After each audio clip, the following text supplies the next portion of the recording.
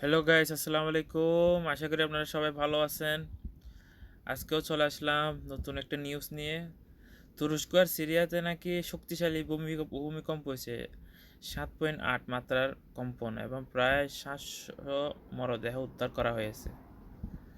খুবই ভয়ানক নিউজ, খুবই দুঃখজনক নিউজ। মানে খুবই দুঃখ প্রকাশ করতেছে আর কি, কি বলবো। তাহলে নিউজটা দেখা যাক। দর্শক, ভূমিকম্পের খবর জানাতে কিছুক্ষণ আগে তুরস্কের শহর সানলিওরফা থেকে যুক্ত হয়েছিলেন প্রবাসী বাংলাদেশি মোহাম্মদ জাহিদ। পুরো ঘটনার সরাসরি প্রত্যক্ষদর্শী তিনি। দেখেনি তার সবশেষ পাঠানো ভিডিওটি। ভূমিকম্প স্টার্ট হয়েছিল রাত 4:15টার দিকে। তারপরে অনেকবার শেক হয়েছে।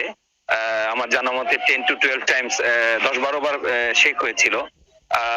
এর পরে আমরা সবাই মোটামুটি বাইরেই ছিলাম।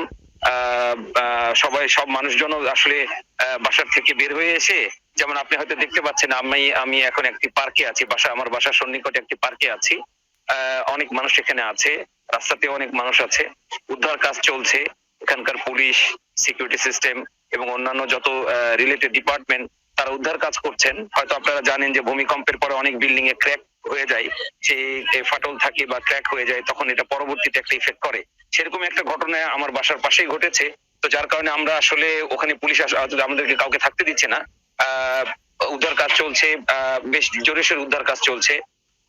আর্মি, এখানকার জান্দারমা বলে, তারপরে পুলিশ, তারপরে ফায়ার ব্রিগেড, তারপরে হচ্ছে আপনার অ্যাম্বুলেন্স, হসপিটাল, সব ডিপার্টমেন্টের একটা কোয়ালিশন করে ওই এলাকাটাকে কর্ডন করে ওখানে চলছে, উদ্ধার কাজ চলছে। বাংলাদেশি ভাইদের সম্পর্কে আমি যতটুকু জেনেছি, আমার পাশের প্রভিন্স গাজিয়ান্টেপ, এখানকার এক ভাই, বাংলাদেশি ভাইয়ের সাথে সকাল থেকে কথা হয়েছে। আমি এখন পর্যন্ত আলহামদুলিল্লাহ যে বাংলাদেশি কোনো ভাইদের হতাহতের কোনো খবর পাইনি।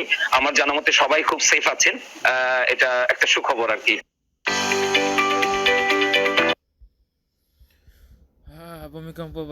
ভূমিকম্প নিয়ে অনেক কিছু শুনলাম। খুবই দুঃখজনক, খুবই বেদনাজনক। দুঃখ বলে প্রকাশ করা যাবে না, খুবই দুঃখনীয় ব্যাপার। তুর্কিতে আমাদের অনেক বাংলাদেশি ভাই ব্রাদার আছে। আশা করি তারা সবাই ভালো থাকবে ইনশাআল্লাহ। আশা করি অনেক পাকিস্তানি আছে, অনেক রকম অনেক দেশের প্রবাসী আছে, রিমিটেড যোদ্ধা, যাদেরকে বলি আমরা রিমিটেড যোদ্ধা। আশা করি তারা সবাই হেফাজতে থাকবে। অনেকজন প্রবাসী ভূমিকম্পর বয়ে তিনি পার্কে চলে আসলেন, গার্ডেনে চলে আসলেন। খুবই দুঃখজনক বিষয়।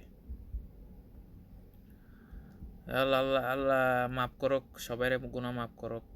আল্লাহ এই ভূমিকম্প থেকে যেন আর না হয় রক্ষা করক, তুর্কিকে আল্লাহ হেফাজত করক, আমিন। আশা করি আপনাদের ভিডিওটা ভালো লাগলো, আপনাদের সাথে সবার সাথে প্রকাশ করলাম আর কি। মানে খুবই দুঃখজনক একটা ঘটনা, স্যাড নিউজ। ইনশাআল্লাহ সামনে তুর্কির জন্য ভালো কিছু হবে ইনশাআল্লাহ। আশা করি আপনাদের ভিডিওটা ভালো লাগলো। ভিডিওতে ভালো লেগে থাকলে অবশ্যই লাইক করবেন আর চ্যানেলটাকে সাবস্ক্রাইব করবেন। বাই বাই, টাটা, আসসালামু আলাইকুম।